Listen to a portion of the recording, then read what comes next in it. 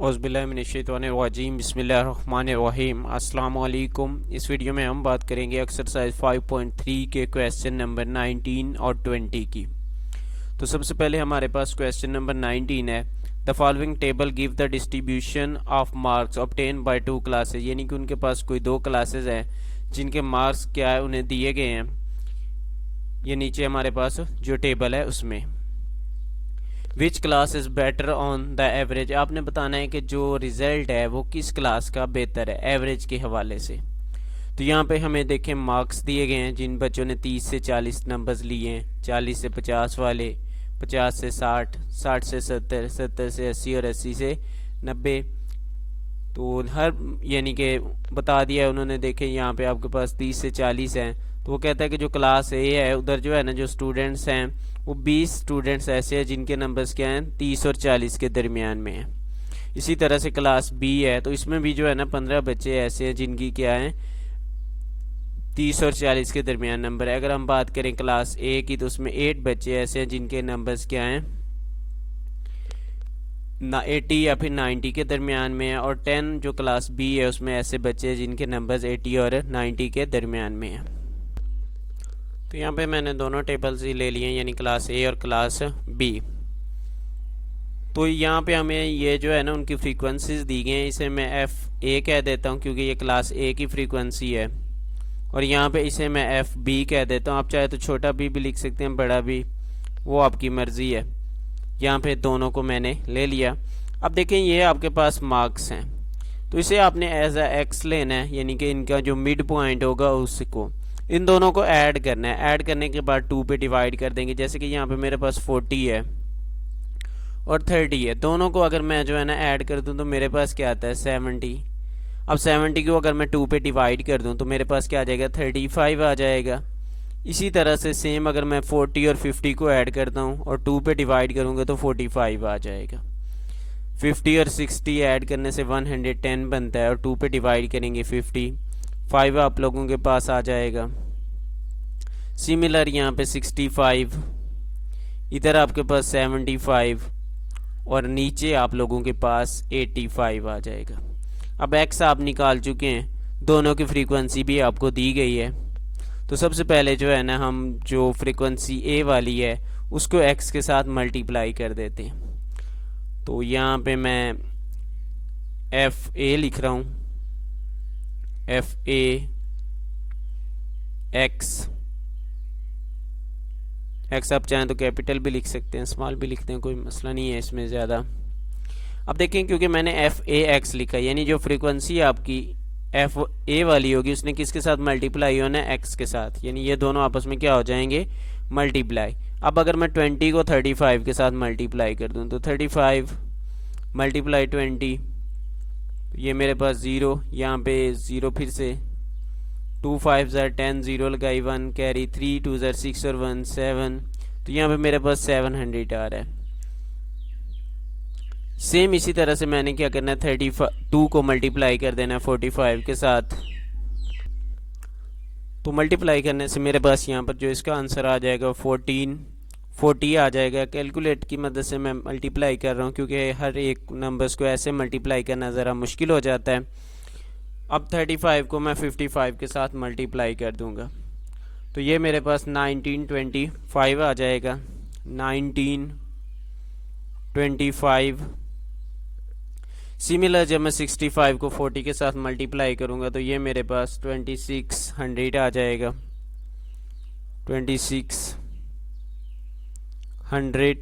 इसके बाद 75 है, इसको मैंने 15 के साथ मल्टीप्लाई करना है तो 1125 आ जाएगा। अब इसके बाद 8 को 85 के साथ, तो 600 मेरे पास 80 आ रहा है। ये यहाँ पे मैं कुछ इस तरह से। अब सिमिलर मैंने क्या करना है, यहाँ पे जो है ना बी को भी मल्टीप्लाई कर लेना है। तो यहाँ पे मैं एक और कॉलम ले लेता हूँ, इसमें जो है ना एफ ऑफ बी एक्स लिख देते हैं। चलें जी, अब ये जो है ना 15 है, इसे मैंने क्या करना है 35 के साथ मल्टीप्लाई करना है, जैसे हम ऑलरेडी पहले से कर रहे थे। अब ज़रा हम लोगों ने इसे और यानी कि x को मल्टीप्लाई करना है, तो दोनों को मल्टीप्लाई करने के लिए देखें 35 और 15 525 आ जाएगा। सिमिलर नेक्स्ट हम लोगों ने 45 को 30 के साथ मल्टीप्लाई कर देना जो 1350 आ रहा है। 1350 आ रहा है। 55 को 40 के साथ ये 2200 आ रहा है, तो यहाँ पे ये 2200। नेक्स्ट 65 को 42 के साथ ये 2730 आ जाएगा। यहाँ पे जी मैं ये लिख लेता हूँ।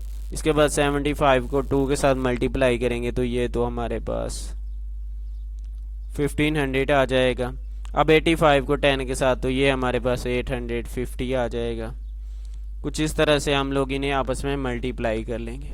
अब उसके बाद क्या है, हमें जो है ना इनकी फ्रीक्वेंसीज को भी ऐड करना है और इनके जो है ना एफ ऑफ ए एक्स और एफ ऑफ बी एक्स को भी ऐड करना है। यानी सबसे पहले मैं इस कॉलम को पूरे को जो है ना ऐड करूँगा 20, 32, 35, 40, 15 और 8 को।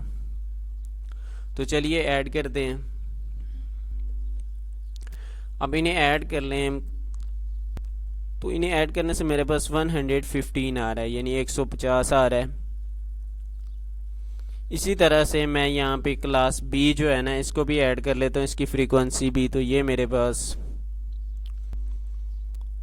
157 आ रही है, तो मैं इसे भी ऐड कर। अब हमने क्या करना है, इस एक्स को ऐड करने की ज़रूरत नहीं है, आपने एफ ऑफ ए एक्स को ऐड कर लेना है। तो इन सब नंबर्स को मैं कैलकुलेट की मदद से ऐड कर लेता हूँ। तो ये मेरे पास 8470 आ रहा है। अब सिमिलर इसी तरह से आप लोगों ने क्या करना है, जो ये वाले नंबर्स हैं इन्हें भी ऐड कर लेना है। तो ऐड करने से 9155 आ जाएगा। ये जी हमारे पास ऐड हो चुके।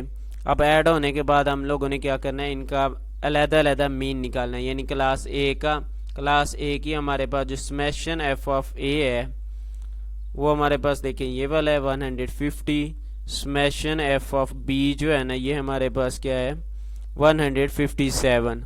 और summation F of A x जो है ना वो हमारे पास क्या है 8470। और summation F of B X जो है ना वो हमारे पास क्या आ रहा है 9155 है। तो ये हमारे पास कुछ इस तरह से वैल्यूज़ आ जाएंगी। अब एक्स बार यानी कि मीन ए लिख रहा हूँ यहाँ पे, क्लास ए का जो मीन होगा उसके लिए जो फार्मूला तो सेम ही होता है मीन का, F of summation F of A x. नीचे हमारे पास क्या आ जाएगा summation F of A, sorry. अब ये देखिए समेशन एफ ऑफ एक्स, आपके पास एफ ऑफ ए एक्स किसके इक्वल है 8470। इसको हमने डिवाइड करना है समेशन एफ ऑफ ए वाले से जो कि 150 है। तो यहाँ से जी मैं 0 से 0 को कैंसिल कर देता हूँ। कैंसिल करने के बाद इन्हें आपस में डिवाइड कर लेते हैं। तो डिवाइड करने से मेरे पास जो आंसर आ रहा है वो है 56.47। इसी तरह से सेम यहाँ पे इस साइड पे जो है ना मैं स्मैश एक्स बार बी यानी बी का मीन निकाल लेता हूँ। तो मीन निकालने से यहाँ पे मेरे पास क्या आ जाएगा summation F of B X divisible by summation F of B.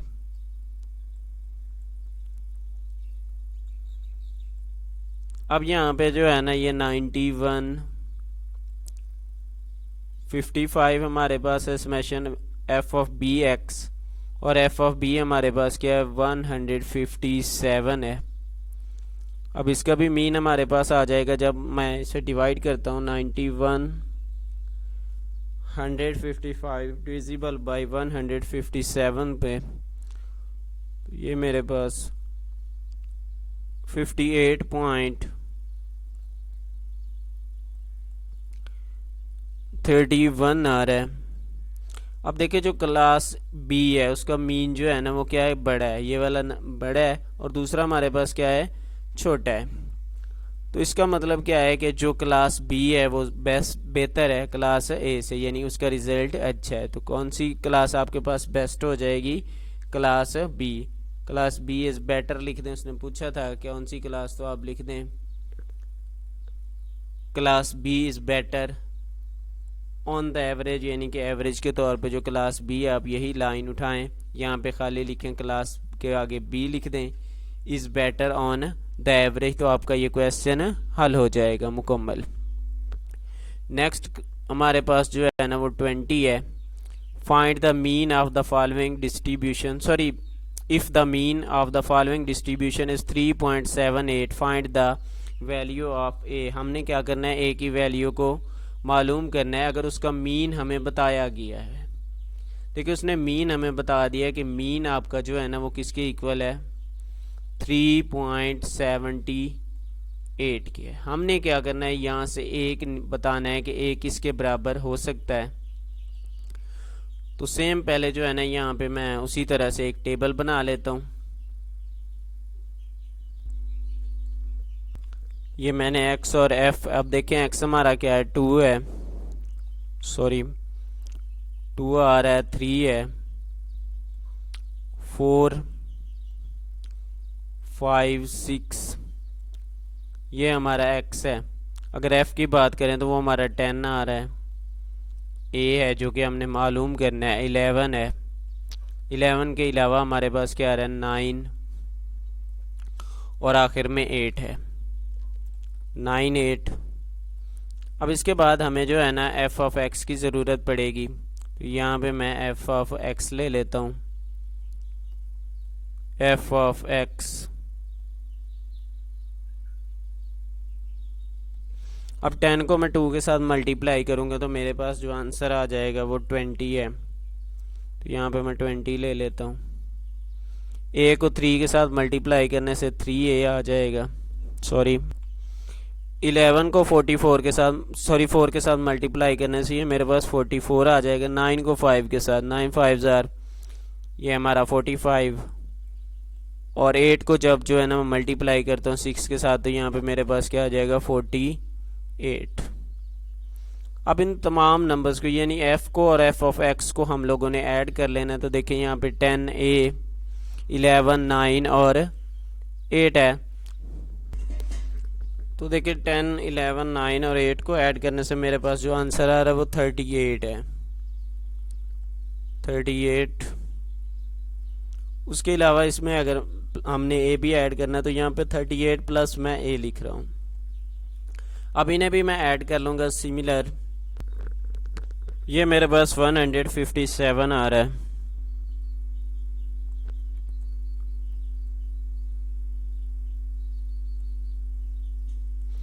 Plus 3a, तो ये हमारे पास कुछ इस तरह से आंसर आ जाएगा।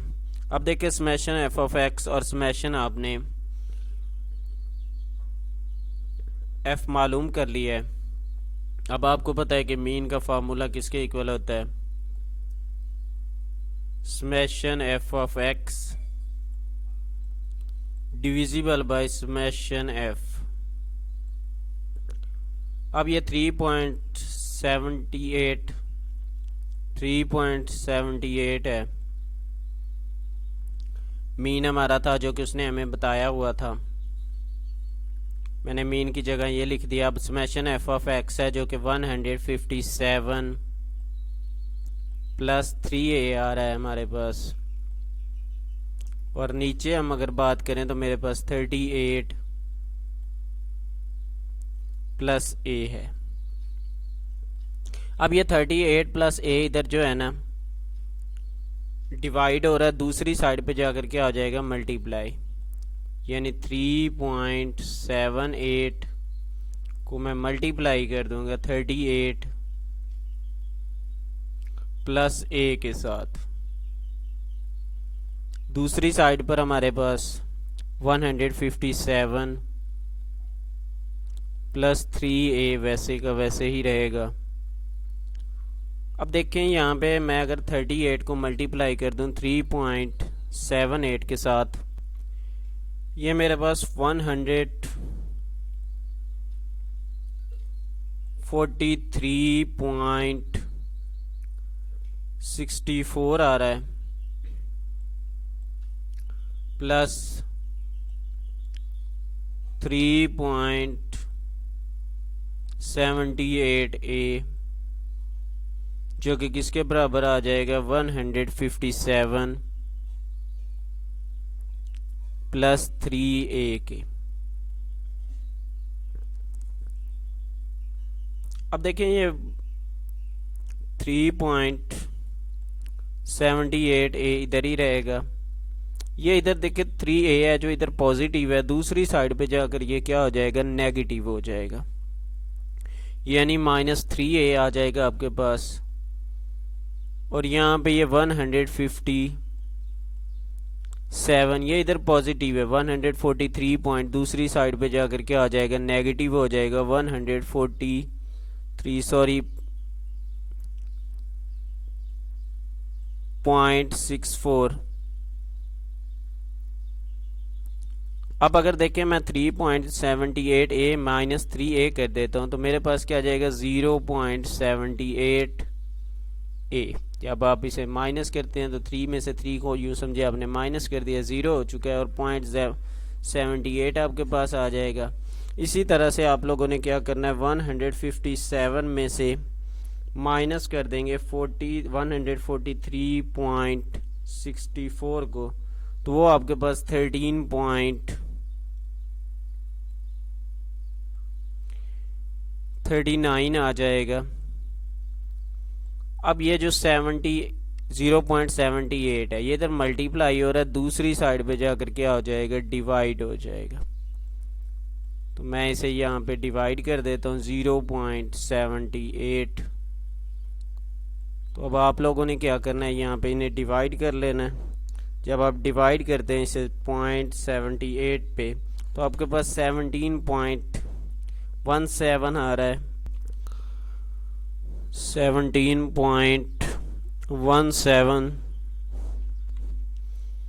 जिसे आप राउंड अबाउट करके 17 भी लिख सकते हैं। तो ए की वैल्यू आपके पास कुछ इस तरह से आ जाएगी।